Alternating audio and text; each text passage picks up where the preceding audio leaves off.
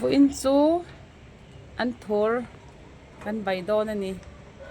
thiang him sarania pota ka khoya engma sa hi Anthur ka khoya kan tangkai pui em ani buin chu kan bai don ani ron moi hi kan na tel pokang voina kan Anthur bai tura hian kan polte karon tar langanga Anthur ani a ching I tlem ba khor tlem bai bin tlem marchapui tlem ron hui le soda le saumte ani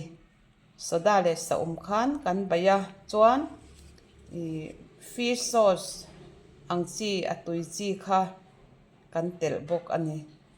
atui vel to kani Anthur bai hi mo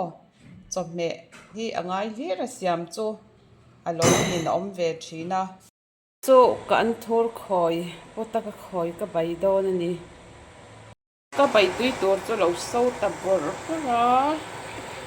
Anthur kha kan sil fai ke to a fai em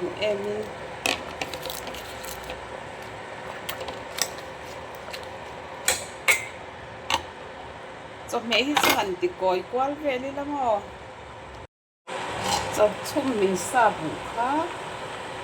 ăn lâu thì là nó phiền tí thật hi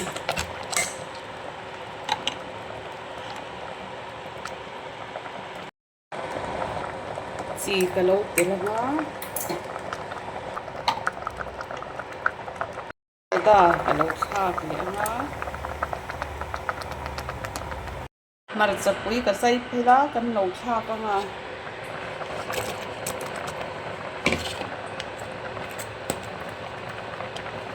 bảy hết số căn bảy mai anh hàng ngày của vắng vắng ra căn tiền ngay lẩu đều cái coi anh hàng xe mi la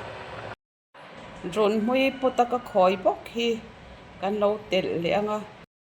chinh ít thêm lẹ bà khói thêm hi căn tel bốc đó nè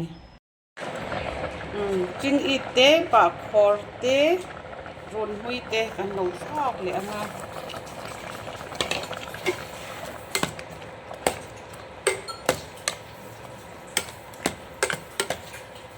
Anthur kan mal pai ni hi tuna chuan fish sauce kha kan ten don ni pui rem don ni kan bai mo fish sauce chi kha tuna chuan an nun bera hian ti mai la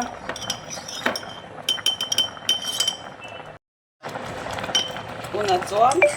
saum kan lo tel to a saum kha ka tilang siang lo ai bing freeze kan da that kha bai eng amo hian kan thak zel thina ni na chuan bai bing kan lo tel to nga